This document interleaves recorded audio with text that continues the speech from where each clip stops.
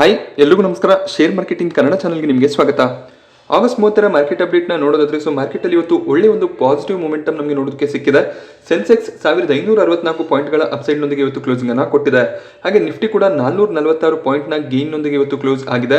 Nifty ಮತ್ತೆ 17750ರ ಲೆವೆಲ್ನ ಮೇಲ್ಗಡೆ close ಆಗ್ತಿರೋದು ಕಾಣಿಸ್ತಿದೆ. ಬ್ಯಾಂಕ್ ನಿಫ್ಟಿಯಲ್ಲಿ ಕೂಡ ಇವತ್ತು 1260 ಪಾಯಿಂಟ್ಗಳ ಗೇನ್ ನಮಗೆ ನೋಡೋದಕ್ಕೆ ಸಿಕ್ತು. ನಿನ್ನೆ ನಮಗೆ ನಿಫ್ಟಿಯಲ್ಲಿ 250 ಪಾಯಿಂಟ್ಗಳ ಕರೆಕ್ಷನ್ ನೋಡೋದಕ್ಕೆ ಸಿಕ್ಕಿತ್ತು. ಮಾರ್ಕೆಟ್ ಇವತ್ತು ನಿನ್ನೆ ಏನು ಕರೆಕ್ಷನ್ ನೋಡೋದಕ್ಕೆ ಸಿಕ್ಕಿತ್ತು ಅದರಿಂದ ಡಬಲ್ ಗೇನ್ ಆಗಿದೆ. ನಿಫ್ಟಿ 17400 ಲೆವೆಲ್ ಹತ್ರ ಓಪನ್ ಆಯಿತು. ಯಾವುದೇ ಒಂದು ವಾಲಿಟಾಲಿಟಿ ಇಲ್ಲದೇನೆ ಡೇ ಹೈ ಹತ್ರ ಇವತ್ತು ನಿಫ್ಟಿ ಕ್ಲೋಸಿಂಗ್ ಅನ್ನು ಕೊಡ್ತಿರೋದು ಕಾಣಿಸ್ತಿದೆ. ಮತ್ತೆ ಮಾರ್ಕೆಟ್ ನಲ್ಲಿ ಒಂದು ಸ್ಟ್ರಾಂಗ್ ಮೊಮೆಂಟಮ್ ನೋಡೋದಕ್ಕೆ ಸಿಗ್ತಿದೆ. ಫೆಡ್ ನ ಇಂಟ್ರೆಸ್ಟ್ ರೇಟ್ ಹೈಕ್ ನ ಭಯ ಏನಿದೆ ಅದು ಕೇವಲ ಒಂದು ದಿನ ಮಾತ್ರ ಸಸ್ಟೈನ್ ಆಯಿತು. ಕೇವಲ ನಿನ್ನೆ ಒಂದೇ ದಿನ ಮಾತ್ರ ನಮಗೆ ಮಾರ್ಕೆಟ್ ನಲ್ಲಿ ಕರೆಕ್ಷನ್ ನೋಡೋದಕ್ಕೆ ಸಿಕ್ತು. ಮತ್ತೆ ಈಗ ಎಲ್ಲ ಗ್ಲೋಬಲ್ ಮಾರ್ಕೆಟ್ಗಳು ಕೂಡ ಪಾಸಿಟಿವ್ ಟ್ರೆಂಡ್ ನಲ್ಲಿ ಕಾಣಿಸ್ತಿದಾವೆ. ಅದಕ್ಕೆ ನಮಗೆ ಡಿಪ್ ಸಿಕ್ಕಿದಾಗ ನಾವು ಮಾರ್ಕೆಟ್ ನಲ್ಲಿ ಬೈಯಿಂಗ್ ಅನ್ನ ಮಾಡ್ತಾ ಹೋಗಬೇಕಾಗುತ್ತೆ. ಇನ್ನಷ್ಟು ಕರೆಕ್ಷನ್ ಸಿಗುತ್ತೆ ಅಂತ ವೆಯ್ಟ್ ಮಾಡ್ತಿದ್ದಾಗ ಈ ರೀತಿಯ ರ್ಯಾಲಿ ಕೂಡ ಬರುವಂತ ಸಾಧ್ಯತೆಗಳು ಇರುತ್ತೆ. ಮಾರ್ಕೆಟ್ ಅನ್ನ ಯಾರು ಕೂಡ ಪ್ರಿಡಿಕ್ಟ್ ಮಾಡೋದಕ್ಕೆ ಸಾಧ್ಯ ಆಗೋದಿಲ್ಲ. ಇವತ್ತು ಮಾರ್ಕೆಟ್ ನಲ್ಲಿ ಒಳ್ಳೆ ಒಂದು ಗೇನ್ಸ್ ಬರುತ್ತಾ ಅಥವಾ ಮಾರ್ಕೆಟ್ ಗ್ಯಾಪ್ ಡೌನ್ ಆಗುತ್ತಾ, ಜಸ್ಟ್ ಟೆಕ್ನಿಕಲ್ ಬೇಸಿಸ್ ಮೇಲೆ ಹೇಳ್ಬೋದಾಗುತ್ತೆ. ಬಟ್ ಯಾರು ಕೂಡ ಯಾವ ಡೈರೆಕ್ಷನ್ ಅಲ್ಲಿ ಮಾರ್ಕೆಟ್ ಕ್ಲೋಸಿಂಗ್ ಅನ್ನ ಕೊಡುತ್ತೆ ಯಾರು ಪ್ರಿಡಿಕ್ಟ್ ಮಾಡೋದಕ್ಕೆ ಸಾಧ್ಯ ಆಗೋದಿಲ್ಲ. ಹಾಗೆ ನಿಫ್ಟಿಯ ಟಾಪ್ ಗೇನರ್ಸ್ ಮತ್ತೆ ಲೂಸರ್ಸ್ ಅನ್ನ ಗಮನಿಸಿದಾಗ ಇವತ್ತು ನಿಫ್ಟಿ 50ಯಲ್ಲಿ ಯಾವುದೇ ಒಂದು ಟಾಪ್ ಲೂಸರ್ ಶೇರ್ಗಳು ನಮಗೆ ನೋಡೋದಕ್ಕೆ ಸಿಗೋದಿಲ್ಲ. ಎಲ್ಲ ಶೇರ್ಗಳು ಇವತ್ತು ಗ್ರೀನ್ ಅಲ್ಲಿ ಕ್ಲೋಸಿಂಗ್ ಅನ್ನ ಕೊಟ್ಟಿದ್ದಾವೆ. ಟಾಪ್ ಗೇನರ್ ಸೆಗ್ಮೆಂಟ್ ಅಲ್ಲಿ ಬಜಾಜ್ ಟ್ವಿನ್ಸ್ ನೋಡೋದಕ್ಕೆ ಸಿಗ್ತದೆ. ಬಜಾಜ್ ಫಿನ್ಸರ್ವ್ ಅಲ್ಲಿ 5.5% ಅಪ್ಸೈಡ್ ನೋಡೋದಕ್ಕೆ ಸಿಕ್ತು. ಹಾಗೆ ಬಜಾಜ್ ಫಿನಾನ್ಸ್ ಕೂಡ 5% ಅಪ್ಸೈಡ್ ನೊಂದಿಗೆ ಕ್ಲೋಸಿಂಗ್ ಅನ್ನ ಕೊಟ್ಟಿದೆ. ನೀವು ಭಾನುವಾರದ ವಿಡಿಯೋನ ನೋಡಿದ್ರೆ ನಾನು ಆ ವಿಡಿಯೋದಲ್ಲಿ ಹೇಳಿದೆ ಮಾರ್ಕೆಟ್ ನಲ್ಲಿ ಯಾವಾಗೆಲ್ಲ ನಮಗೆ ಕರೆಕ್ಷನ್ ನೋಡೋದಕ್ಕೆ ಸಿಗುತ್ತೆ ಬಜಾಜ್ ಫಿನ್ಸರ್ವ್ ಬಜಾಜ್ ಫಿನಾನ್ಸ್ ತುಂಬಾನೇ ಕರೆಕ್ಟ್ ಆಗುತ್ತೆ. ಬಟ್ ಮಾರ್ಕೆಟ್ ಯಾವಾಗ ಒಂದು ಪಾಸಿಟಿವ್ ಗೇನ್ ಅನ್ನು ತೋರಿಸೋದಕ್ಕೆ ಸ್ಟಾರ್ಟ್ ಮಾಡುತ್ತೆ ಎರಡು ಸ್ಟಾಕ್ಗಳು ನಮಗೆ ಟಾಪ್ ಗೇನರ್ ಲಿಸ್ಟ್ ಅಲ್ಲಿ ನೋಡೋದಕ್ಕೆ ಸಿಗುತ್ತೆ. ಎರಡು ಕಂಪನಿಗಳು ಫಂಡಮೆಂಟಲಿ ತುಂಬಾನೇ ಸ್ಟ್ರಾಂಗ್ ಆಗಿರುವಂತಹ ಕಂಪನೀಸ್ ಆಗಿರುತ್ತೆ. ಯಾವುದೇ ಒಂದು ಡಿಪ್ ಆದ್ರೂ ಕೂಡ ಅಷ್ಟೇ ಬಜಾಜ್ ಫಿನಾನ್ಸ್ ಬಜಾಜ್ ಫಿನ್ಸರ್ವ್ ಅಲ್ಲಿ ಆರಾಮಾಗಿ ಯಾವುದೇ ಒಂದು ಟೆನ್ಷನ್ ಇಲ್ಲದೆ ನಾವು ಶೇರ್ಗಳನ್ನ ಆಡ್ ಮಾಡ್ಕೋಬಹುದಾಗುತ್ತೆ. ಬಜಾಜ್ ಫಿನ್ಸರ್ವ್ ಬಜಾಜ್ ಫಿನಾನ್ಸ್ ಶೇರ್ಗಳಲ್ಲಿ ಯಾರು ನಿನ್ನೆ ಎಂಟ್ರಿಯನ್ನು ತಗೊಂಡಿದ್ರು ಅವ್ರಿಗೂ ಕೂಡ ಈಗ ಆಲ್ಮೋಸ್ಟ್ 5ರಿಂದ 5.5% ನ ಪ್ರಾಫಿಟ್ ಒಂದೇ ದಿನದಲ್ಲಿ ನೋಡೋದಕ್ಕೆ ಸಿಕ್ಕಿರುತ್ತೆ. ಈ ರೀತಿಯಲ್ಲಿ ಮಾರ್ಕೆಟ್ ನಲ್ಲಿ ಕರೆಕ್ಷನ್ ನಮಗೆ ನೋಡೋದಕ್ಕೆ ಸಿಕ್ಕಿದಾಗ ಆಗ ನಾವು ಒಳ್ಳೊಳ್ಳೆ ಶೇರ್ಗಳನ್ನ ಬೈ ಮಾಡ್ತಾ ಹೋಗಬೇಕಾಗುತ್ತೆ. ಖಂಡಿತವಾಗ್ಲೂ ನಮಗೆ ಒಳ್ಳೆ ಗೇನ್ಸ್ ಗಳು ನೋಡೋದಕ್ಕೆ ಸಿಗುತ್ತೆ.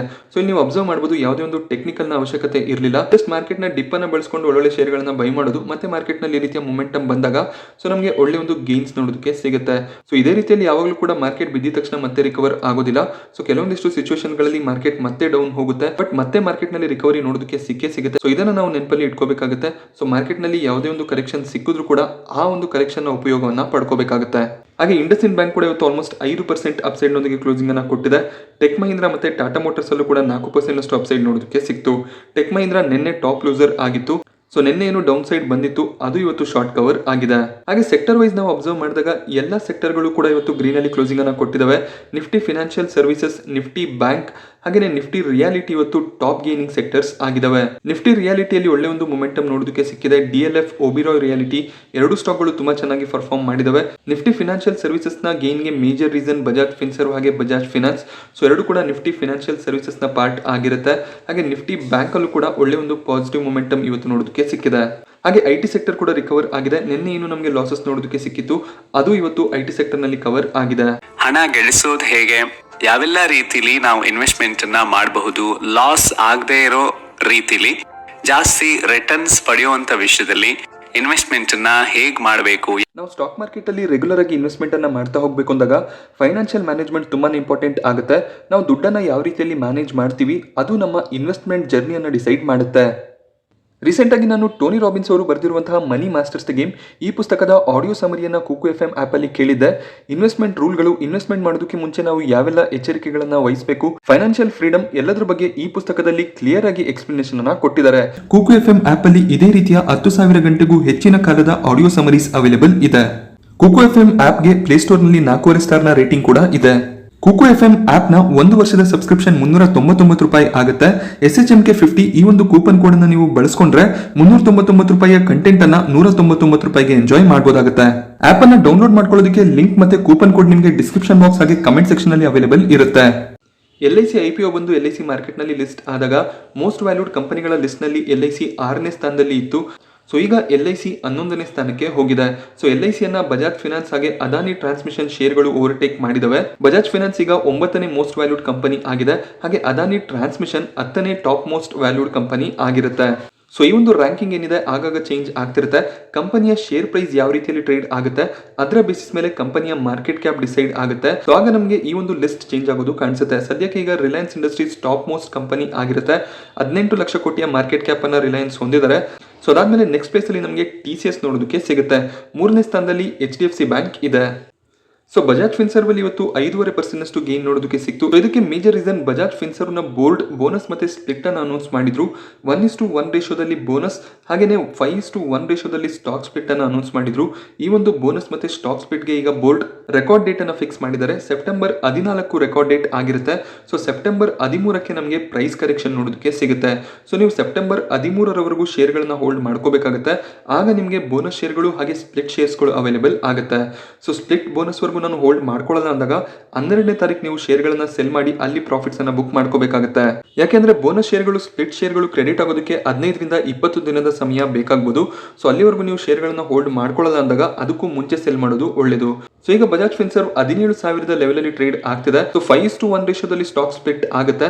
ಅದಾದ್ಮೇಲೆ ಆ 5 ಶೇರ್ಗಳಿಗೆ ಮತ್ತೆ ಬೋನಸ್ ಶೇರ್ಗಳು ಕೂಡ ಕ್ರೆಡಿಟ್ ಆಗುತ್ತೆ. ಸೊ ಆಲ್ಮೋಸ್ಟ್ 10 ಟೈಮ್ ನಮಗೆ ಪ್ರೈಸ್ ಕರೆಕ್ಟ್ ಆಗೋದು ಕಾಣಿಸುತ್ತೆ.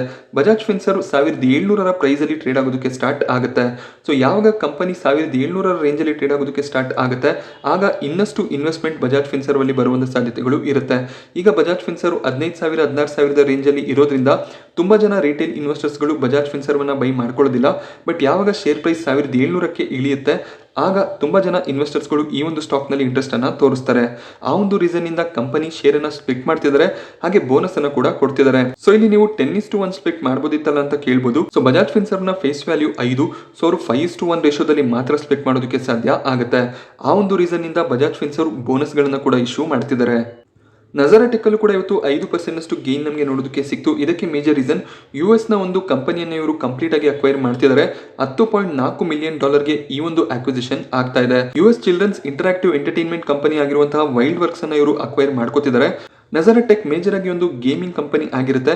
ಅದೇ ರೀತಿಯಲ್ಲಿ ವೈಲ್ಡ್ ವರ್ಕ್ಸ್ ಕೂಡ ಚಿಲ್ಡ್ರನ್ ರಿಲೇಟೆಡ್ ಗೇಮ್ಸ್ ಗಳನ್ನ ಡೆವಲಪ್ ಮಾಡ್ತಾರೆ. ಆ ಒಂದು ರೀಸನ್ ಇಂದ ನಜಾರಾ ಟೆಕ್ನಾಲಜೀಸ್ ಈ ಒಂದು ಕಂಪನಿಯನ್ನು ಅಕ್ವೈರ್ ಮಾಡ್ಕೊಂಡಿದ್ದಾರೆ. ಸೊ ಈ ಒಂದು ಅಕ್ವಿಸಿಷನ್ ಗೆ ಬೇಕಾಗಿರುವಂತಹ ದುಡ್ಡನ್ನು ಅವರು ನಜಾರಾ ದುಬೈ ಹಾಗೆ ನಜಾರಾ ಮಾರಿಷಿಯಸ್ ಬ್ರಾಂಚ್ ನಿಂದ ಪಡ್ಕೊಂಡಿದ್ದಾರೆ. ಸೊ ಲೋನ್ ನ ಮೂಲಕ ಈ ದುಡ್ಡನ್ನು ಪಡ್ಕೊಂಡು ಕಂಪನಿಯನ್ನು ಅಕ್ವೈರ್ ಮಾಡ್ಕೊಂಡಿದ್ದಾರೆ. ಸೊ ನಿನ್ನೆ ನಮಗೆ IRCTC ಶೇರ್ ಪ್ರೈಸ್ ನಲ್ಲಿ 4% ಕರೆಕ್ಷನ್ ನೋಡೋದಕ್ಕೆ ಸಿಕ್ಕಿತ್ತು.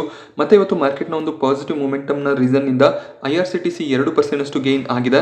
ಹಾಗೆ ಇಲ್ಲಿ ಇನ್ನೊಂದು ಪಾಸಿಟಿವ್ ನ್ಯೂಸ್ ಕೂಡ ಇದೆ. ಸೊ ಗೌರ್ಮೆಂಟ್ ಇಲ್ಲಿ 3.5% ಸ್ಟೇಕ್ ಅನ್ನ ಸೆಲ್ ಮಾಡಿ ಅಂದ್ರೆ OFS ನ ಪ್ಲಾನ್ ನ ಮೂಲಕ ಸ್ಟೇಕ್ ಅನ್ನ ಸೆಲ್ ಮಾಡಿ 3,000 ಕೋಟಿ ಹೊಂದಿಸಬೇಕು ಅಂತ ಇದ್ರು. ಸೊ ಮಾರ್ಕೆಟ್ ನಲ್ಲಿ ವೊಲಟಾಲಿಟಿ ಇದ್ದ ಕಾರಣ ಈ ಒಂದು OFS ಪ್ಲಾನ್ ಅನ್ನ ಡ್ರಾಪ್ ಮಾಡಿದ್ದಾರೆ. ಸೊ ಅಂದ್ರೆ ಮುಂದಕ್ಕೆ ಹಾಕಿದ್ದಾರೆ. ಸೊ ಮುಂದೆ ಯಾವಾಗಾದ್ರೂ IRCTC OFS ಬರುವಂತ ಸಾಧ್ಯತೆಗಳು ಇರುತ್ತೆ. ಸೊ ಗೌರ್ಮೆಂಟ್ IRCTC ಯಲ್ಲಿ 67% ಸ್ಟೇಕ್ ಅನ್ನ ಹೊಂದಿದ್ದಾರೆ.